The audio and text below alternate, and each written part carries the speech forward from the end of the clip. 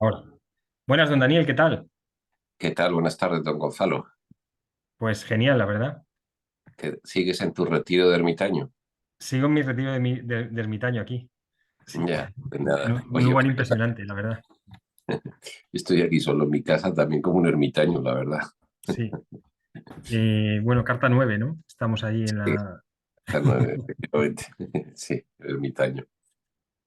Pues nada, pues hoy toca tarot, hoy tocan arquetipos, arcanos, y, eh, y quería comentarte lo bueno de los 22 arcanos del tarot es que tienen distintas configuraciones, como lo hemos visto, ¿no?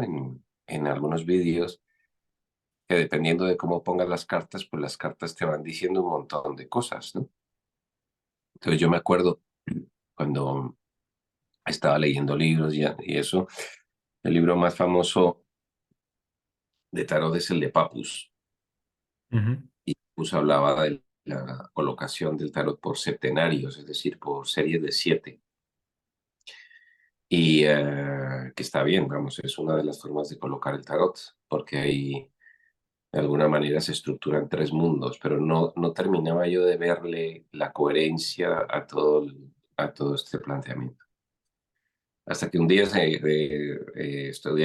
estudiando con Julio, de alguna manera surgió esta configuración que está hoy aquí, que a mí me parece que es la configuración más clara. Hay otras que hablaremos en su día, pero esta para mí es la más clara. Y es interesante porque es sencillísima.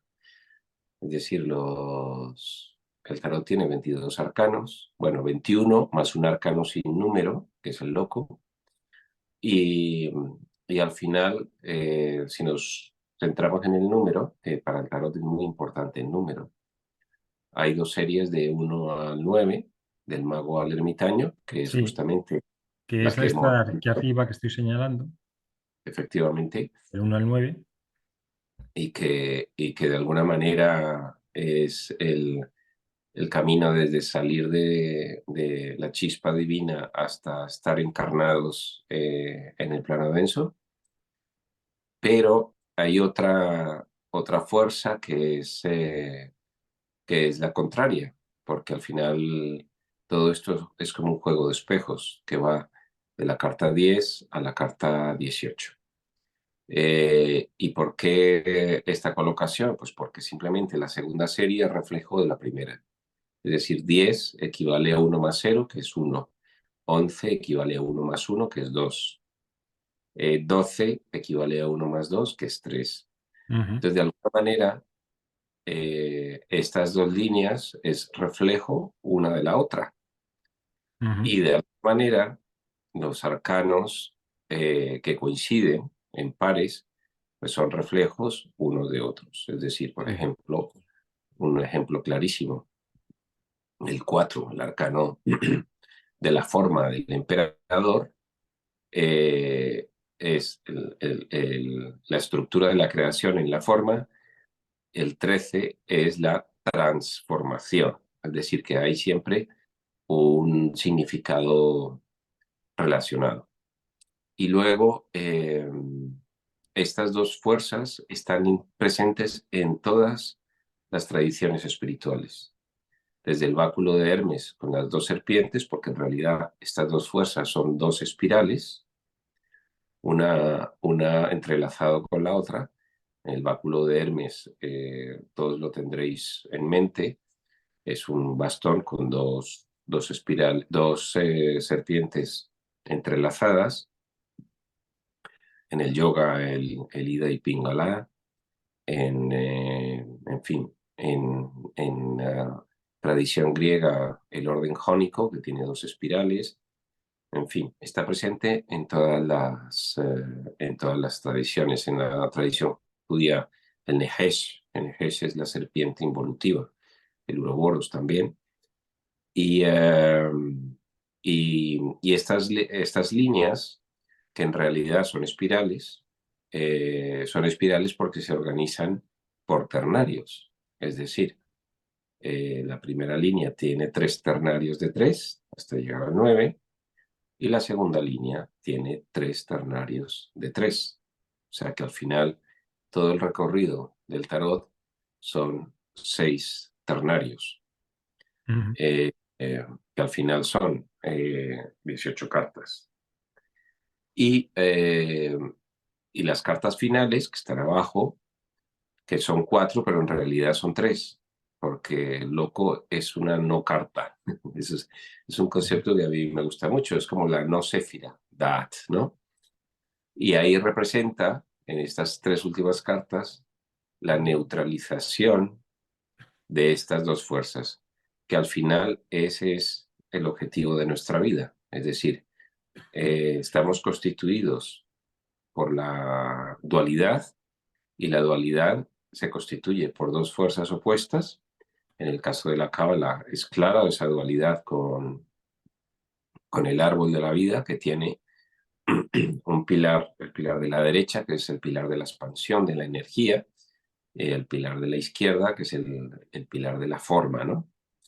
Pues esto es exactamente lo mismo. Y luego hay un pilar central, el eje central, y al final de lo que se trata es de equilibrar y armonizar los pilares laterales para desvelar el pilar central, que es al final lo que los yogis llaman despertar la kundalini. Y eso se desarrolla, esa neutralización, por lo menos en la vía de los arquetipos, se desarrolla en los 3 últimos arcanos, que es el 19, el 20, el salto al vacío del loco, que ya en el 20 está implícita, 2, 0, para llegar a la carta 21, que es el mundo, que es la totalidad de la creación integrada en la unidad. Si os fijáis en la carta del mundo, que en la carta final no hay 2 serpientes, ya solamente hay una serpiente, porque al final todo es uno. Aunque veamos 2 serpientes, aunque veamos 2 fuerzas, como es un efecto de espejos, simplemente una serpiente es reflejo de la otra. Con lo cual, unir las dos fuerzas en espirales es la labor de toda una vida de iniciación, que al final es pues, lo que buscamos todos los que seguimos una vía espiritual. Sí, Y sí, y es esto, ¿no? Simplemente con esta configuración ya tenemos un mapa de por dónde tenemos que ir, ¿no? Y desde luego que este es el orden que se sigue cuando se sigue esta travesía a través de los arcanos. sí, para la gente que quiera profundizar en cada arcano, eh, hay una lista de vídeos donde también va a estar este, y hasta ahora hemos visto hasta la carta 9. Entonces, cada 2 semanas, los domingos, hemos hecho, bueno, don Daniel, yo le he acompañado aquí, Sí, hombre, el doctor ha hecho una explicación de cada carta y es súper interesante porque digamos que en España yo creo que el tarot es algo que a la gente le encanta, mm, pero utilizado para la adivinación y mucha gente que echa las cartas ni siquiera yo creo que sabe de forma profunda el significado de cada carta. Y claro. entonces, cuando veáis los vídeos, estos os pueden ayudar muchísimo para discernir y poder comprender en profundidad el significado de cada carta, el significado metafísico, el significado espiritual, y entonces no solamente utilizarlo como un medio de adivinación o de superstición. mm, Efectivamente.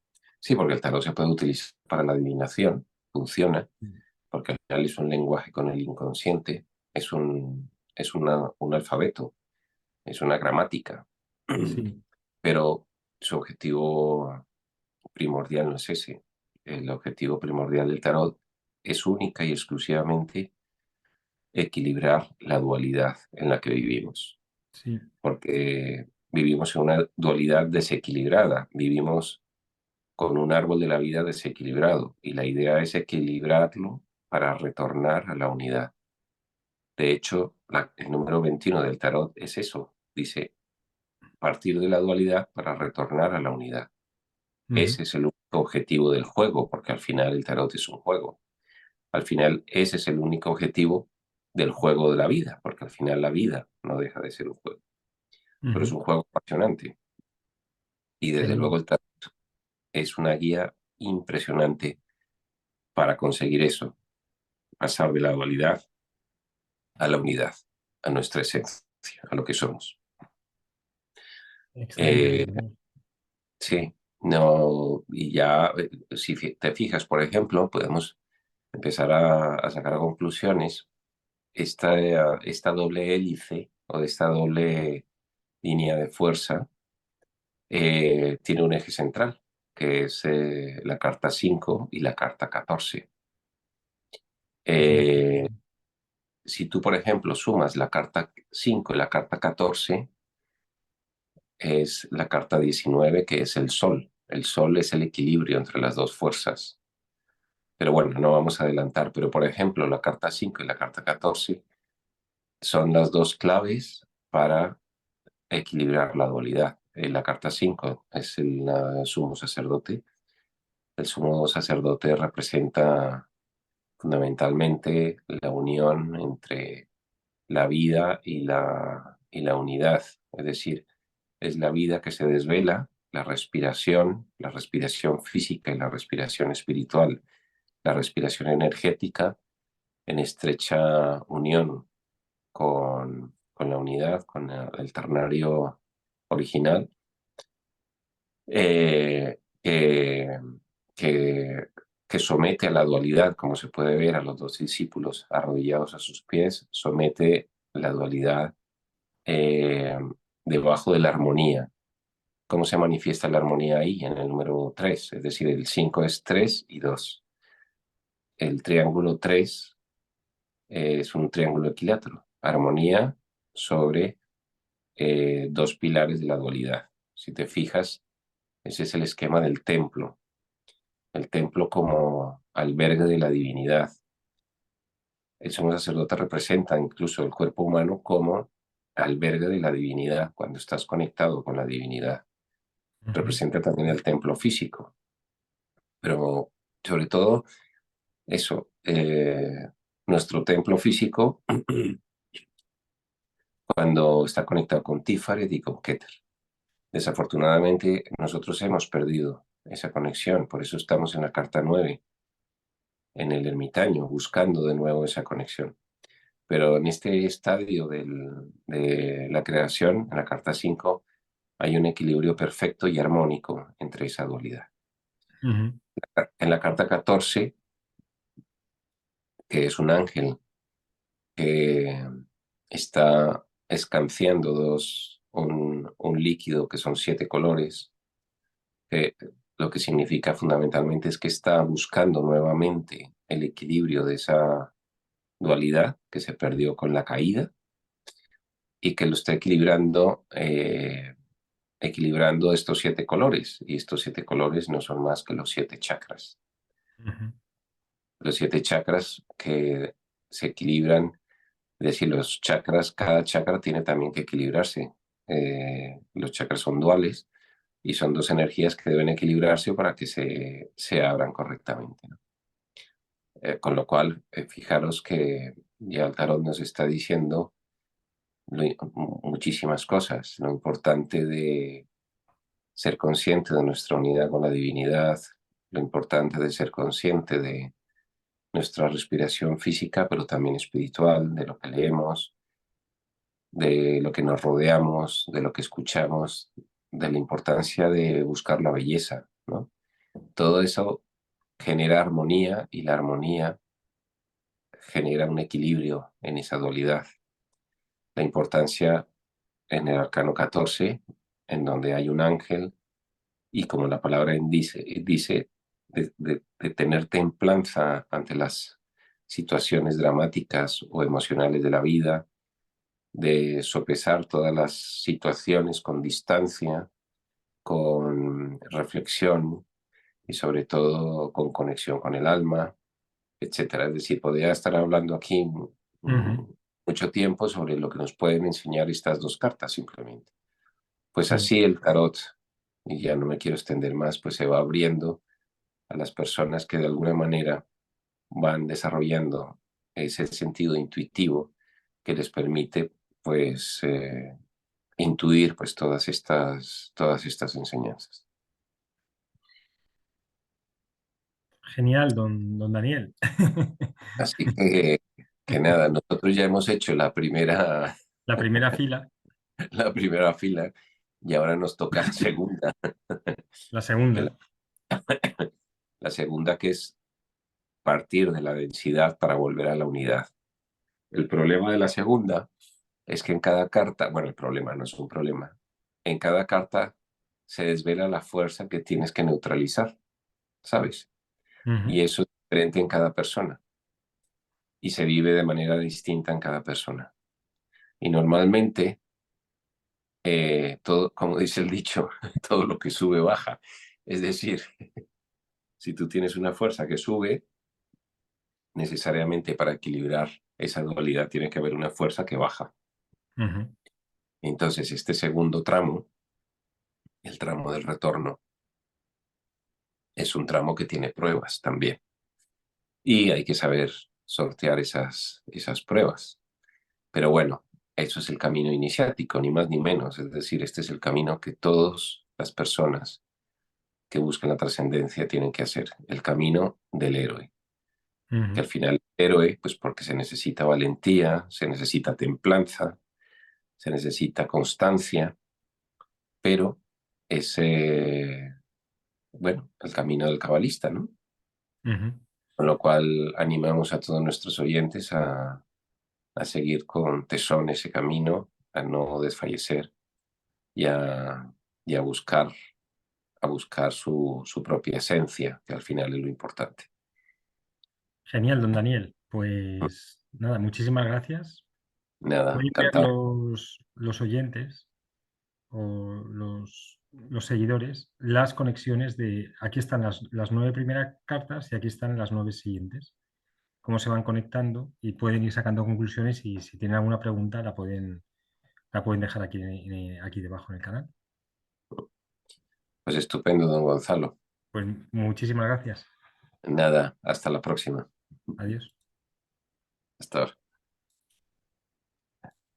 Vale, mm, un segundo, por favor, y apagamos el vídeo. Muchas gracias.